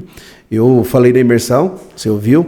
Eu aprendi isso quando eu fiz FGV, um dos cursos de gestão de pessoas que eu fiz lá. Eu já fiz 3 cursos de gestão de pessoas. Por isso que eu falo que eu gosto de mexer com gente. O maior desafio do empresário é você convencer alguém a fazer o que você quer, mas porque ele quer fazer. Esse é um desafio. E é bom a gente se esforçar para isso, né? A gente lida com um ser humano. Cada um tem uma mentalidade, cada um tem um hábito, cada um tem uma história de vida, cada um tem o seu propósito e alguns não têm. A gente tem que estimular eles a ter. Porque quando a gente realmente inspira as pessoas para que elas identifiquem um propósito de vida para elas, e você consegue mostrar que aqui, na sua empresa, é uma condução, um meio, um caminho, para fazer com que essas empresas, essas pessoas, possam chegar no propósito delas, mas aproveitando o momento que está aqui, para que seja a condução, a coisa flui de uma forma diferente. E a gente olhando para pessoas, entendendo que cada um tem uma mentalidade, uma dor, um problema, quando a gente para ouvir essas pessoas, você muda a vida delas e, consequentemente, o retorno ele volta. Tem uma série que eu recomendo todo empresário ver. Todo empresário vê essa série, chama Billions. Mas filtre. Lá você vai ver uma terapeuta dentro de uma empresa que, quando um funcionário não está bem, ela chama para uma conversa, ela tem um atendimento ali habitual, né? Existe a hora marcada com cada um, ela vai fazendo um rodízio entre eles, mas quando alguém não está bem, vai lá como prioridade, e ela ouve aquela pessoa, dá um conselho para aquela pessoa, ela volta para a sua atividade, mas com ânimo, com vontade, volta com inspiração, com dedicação. Eu levo isso muito a sério nos meus negócios, Flávio, de parar para ouvir, parar para conversar, para que a pessoa, eu vou entender qual é o que está na cabeça dela, vou ver o que eu posso fazer para ajudar, e se for alguma coisa séria, eu encaminho ela realmente para um psicólogo, analisando quem vai ser esse psicólogo, claro, mas para que ela possa resolver os problemas e voltar para cá bem, né? Tem muita gente que fala assim, eu não aceito na minha empresa separar a vida pessoal da vida profissional, tem que separar, eu não aceito que seja misturado. Ninguém que não está bem na vida pessoal vai vir bem para a empresa. Não é assim que funciona. Então, se a pessoa ela está com algum problema pessoal lá fora, isso vai repercutir dentro da empresa. Ela pode até desempenhar a função bem, mas ela vai tratar um colega mal, ela vai estar mal-humorada. Se alguém falar com ela, às vezes pode ter uma resposta bronca. E muitas vezes a gente perde bons profissionais por não ter ouvido, por não saber, por não entender de gente, não fazer uma boa gestão. O líder, nós somos líderes, todo empresário é, a gente precisa inspirar essas pessoas. Se a gente inspira elas vão querer fazer por si. Só que para isso, nós que somos líderes, empresários, a gente tem que ter, todos os dias, eu inicio com energia e eu termino meu dia com energia. Mamed, é extremamente difícil isso. Claro que é. Isso é para poucos. É para quem se determinar. Se você inicia o seu dia com energia bem e finaliza o seu dia com energia, você vai para casa e não vai descontar na esposa, nos filhos, nos netos, ninguém. Você vai conseguir viver bem em casa, porque você iniciou bem e terminou bem. E você vai dormir em paz, descansando, acordando amanhã para um novo dia. O problema é que muitos não estão buscando nada para criar essa situação de uma motivação interna, de um alto astral, de uma energia que fica constante. Existem pessoas que fazem mal para os outros, né? Você não consegue fazer com que as pessoas cresçam. Você não convive bem, as pessoas vivem perto de você, sempre com medo, né? Com receio, porque você tem pessoas que são muito amargas, né? Eu chamo de pessoas tóxicas. Negativas, né? Então ela realmente ela polui, né? O lugar que vive, o lar, né? Talvez. Então tem muitas pessoas hoje que têm problemas familiares baseados nisso, o insucesso. Os fracassos, né, que existem, ou então o fracasso familiar é refletido dentro da empresa, o funcionário que não consegue desenvolver. talvez tenha uma grande capacidade, podia ser um gerente, podia ser um gestor, podia ser um empresário, mas ele não consegue desenvolver exatamente porque ele está preso, exatamente embaraçado nas amarguras, nos insucessos, né? E as pessoas têm dificuldade de convivência. Tem empresas que uma pessoa, talvez, ele cria um ambiente tão desagradável que a empresa não vai bem. Então, isso cabe a nós também, né? Enxergar realmente quem é a nossa equipe. É fundamental que a gente entenda, né? Que, igual você falou, eu tomei uma decisão, um funcionário não foi bem, eu tenho que ter uma decisão, o empresário tem que ter decisão, seja quem for, né? O agricultor. Se há alguém que não está fazendo bem para o desenvolvimento da empresa, do negócio, tem que ser tomada a decisão. Né? Você tem que entender que sua empresa não é uma casa de caridade. Você tem que servir alguém. Você está o tempo todo servindo. Você serve sua equipe, você serve o seu cliente, você está servindo, você está resolvendo a dor ali. Mas quando você contrata um funcionário, ele tem que saber o que ele está vindo fazer dentro da empresa. Então, a gente não pode misturar as coisas. Vou dar um exemplo. Eu contratei um cara que ele é meu amigo fora da empresa. Meu amigo veio para uma cadeira específica, essa cadeira desenhada, e a gente analisa quanto que o mercado paga para essa função.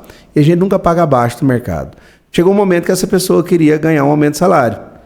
Cara, para essa função você não tem como aumentar. Não, porque alguém está me pagando R$300 a mais para mim trabalhar na outra empresa. Eu falei, pode ir. Pô, cara, mas você não gosta de mim? Eu falei, gosto, seu trabalho é excelente. Só que para a cadeira que você está, não dá para pagar o salário que você quer. E você não entendeu qual é o critério aqui. Eu não faço leilão. Você está fazendo leilão comigo. Então, essa pessoa já... Todos os funcionários nossos, todos, a gente treina eles para ter mentalidade de empreendedor. Em algum momento eu quero eles como sócio. Aquela pessoa ficou na empresa. Aí, um determinado momento, agora, na virada de ano safra, a gente ia migrar ele para uma função nova. Esse cara, a gente vinha preparando ele, porque ele era muito bom para fazer aquilo, mas para sentar numa cadeira como vendedor num segmento específico. Poderia triplicar o salário dele. E a gente veio testando. Desde o momento que ele pediu um aumento de salário ali, fazendo um leilão para cá, a gente veio testando ele. Ele não passou no teste. Tomou bomba. Ele saiu da casinha, explodiu dentro da empresa, num momento de infelicidade muito grande. Saiu da empresa, não está mais conosco. Perdeu uma grande oportunidade.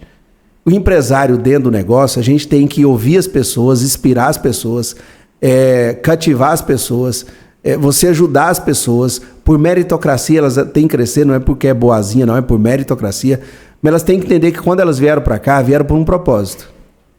E elas têm que te ajudar a atingir esse propósito.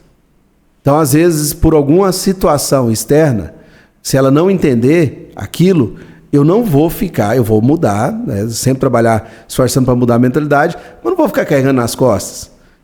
Você comentou, essas pessoas que você citou são pessoas tóxicas, pessoas que contaminam o seu ambiente, pessoas que fazem falta de educação, pessoas invejosas, pessoas que realmente trazem um negativismo muito grande para a operação. Quando alguém está fazendo algo, para que você está fazendo isso? Você não é pago para isso? Fica na sua, faz seu trabalho, larga de ser bobo. Você vai fazer o fulano aí, empresário, ficar cada vez mais rico? É uma mentalidade pobre. Isso é uma crença limitante que a pessoa realmente fica nela, e essa pessoa nunca vai crescer, ela vai ficar o tempo todo do tamanho que ela é. Eu lembro uma época, Flávio, isso para mim foi assim, fundamental. Eu trabalhei na Adubos Moema. A Adubos Moema não existe mais, né? Mas há muito, isso foi em 94. Quando a gente começa a falar data, o povo vai achar que nós estamos velhos, né? Mas em 94 trabalhei na Moema.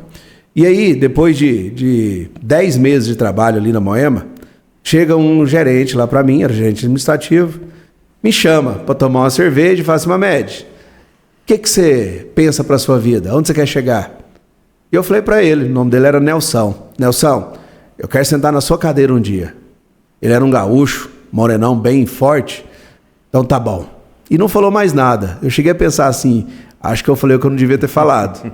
Mas tudo bem. No outro dia, quando eu cheguei na empresa, ele pega e me chama para a expedição para ajudar a separar nota. Na época, não existia nada de tecnologia, estava iniciando a internet. Então era tudo manual. Nota ela datilografia, máquina ainda. Você tinha que ficar separando, arquivando aquilo. Rapaz, era um trabalho chato de fazer. Mas eu vim. Eu era auxiliar de almoxarifado e aí nas minhas horas vagas eu vinha para expedição para separar nota. Belo dia falou assim, aprende agora sobre balança, aprende a faturar, aprende. Sabe da geografia? Eu sabia mais ou menos. Ele falou, aprende a treinar, vai treinando, que vamos precisar de você. Quando começou o pico de safra, ele falou assim, eu quero que você na expedição para ajudar. E eu vim. E não tive nenhum aumento de salário. Eu estava registrado ainda como auxiliar de almoxarifado e vindo para a expedição, tocando aquilo ali. Bacana. Passa um período, ele falou, Mamed, você está muito bom lá no almoxarifado, estoque. Quer que você vai fazer auditoria de estoque lá na loja de Pameri. Fui. Fiquei uma semana e voltei. Depois de uma semana, o cara chega para mim, né? Eu cheguei no sábado, prepara que você vai domingo à tarde para Catalão. Financiação, tem que lavar roupa, se vira, dá seu jeito. E eu fui para Catalão, mas eu fui com raiva. Eu, pô, tô ganhando como almoxarifado. Escutava dos outros falar para mim assim, larga de ser bobo. Você tá aí fazendo tudo que esse cara te pede, não tá ganhando nada mais por isso. Amigos, gente próxima que trabalhava ali e outras pessoas só criticando. São as pessoas tóxicas, né? Cheguei de Catalão, ele me manda para Cristalina. Da mesma situação, falei, Nelson, não tem roupa, se vira. Eu tinha um dia, de um dia pro outro para lavar a roupa, secar a roupa e dar meu jeito. E fui. Aí na quarta-feira ele vai me buscar, falou assim, ó, preciso de você lá na indústria. O gerente da indústria lá ficou nervoso, o encarregado da indústria ficou nervoso, mandou o gerente, falou um palavrão lá, o cara mandou ele embora e eu preciso de você para lá. Eu vim emburrado, nervoso, cara amarrada. No outro dia eu cheguei lá com a minha carteira de trabalho no bolso, joguei em cima da mesa. Ele falou, o que é isso, baixinho? Eu falei, quer minhas contas, vou embora. Ele falou, senta aí. E aí, sentei, a gente foi conversar. Ele falou, por que você quer ir embora? Eu falei, eu não sei o que eu faço nessa empresa. Você está me pagando salário de almoxarifado, eu já vim para a expedição, me arrumou para ser auditor de estoque e não está me deixando tempo para nada. Eu chego em casa, você já manda sair. Eu estava namorando na época, nem minha namorada me via, que é minha esposa hoje. Eu não sei o que eu faço aqui, rapaz. Não quero essa vida para mim não, vou embora. Aí ele falou assim, lembra quando você disse que um dia queria sentar na minha cadeira? Eu lembro, mas estou arrependido de ter falado. Parece que você se ofendeu com isso. Eu falei, pois é, eu tenho 1 ano para treinar alguém. Porque daqui a 1 ano eu vou mudar daqui para a região de Rio Verde. Se eu não te preparar para você sentar na cadeira, eu vou ter que arrumar outro. Como que você vai gerenciar uma empresa desse tamanho se não conhecer todos os setores, todas as etapas? Rapaz, eu peguei a minha carteira, arrumei no bolso, com muita vergonha. Ele, Nelson, desculpa, ele falou, vaza daqui e vai trabalhar. Eu fui trabalhar. Ele era muito sincero com as palavras, muito direto. E eu fui fazer o que tinha que fazer. Ali eu já fui com outra mentalidade.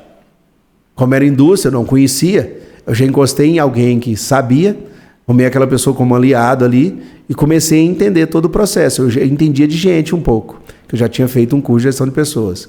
Então eu vi o quê? Todas as pessoas que falaram para mim, você não é pago para fazer isso, estão no mesmo lugar. Ninguém evoluiu. Todas as pessoas que me criticaram, as pessoas tóxicas, que vieram com negativismo para o meu lado, estão fazendo a mesma coisa. Eu evoluí, porque eu não ouvi essas pessoas. E eu falo isso muito com a minha equipe. Eu vou falar com você que é funcionário de empresa, tá? Que vai ver esse podcast. Não caia na mesmice. Pare de ouvir pessoas tóxicas que ficam tentando te puxar para trás, que não te impulsiona para frente. Ouve pessoas que agregam. E principalmente, cuida com o ambiente que você está. Se você está num ambiente que só tem piadinha, brincadeirinha, gente que não tem propósito de vida, você vai ser mais um nesse meio. Agora, se você buscar um ambiente com pessoas que têm propósito de vida, você pode ter certeza que sua vida vai ser transformada. E hoje, o que eu vejo de tudo isso, tá? Hoje eu enfrento coisas que muita gente não enfrenta. Que para mim não é difícil resolver. Porque eu passei por um processo. E é importante que as pessoas também passem. Não pare na dificuldade.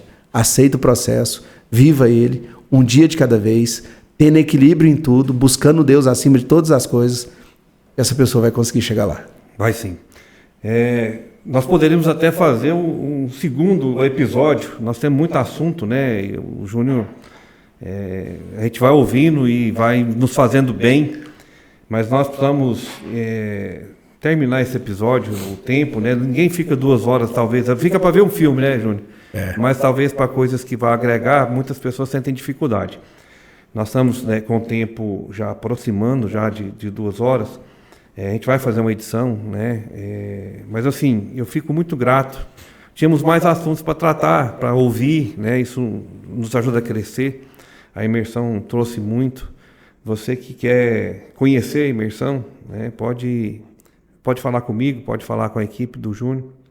A gente indica, porque faz bem, a gente sai com a visão renovada.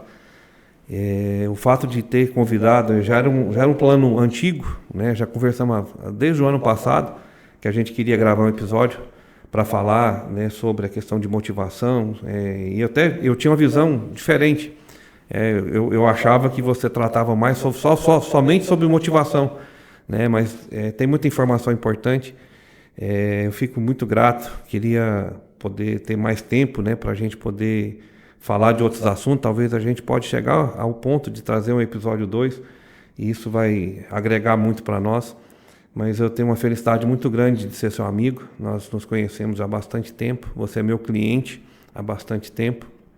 A sua família, né, faz negócios conosco há bastante tempo. Foi assim que nós nos conhecemos, através da família.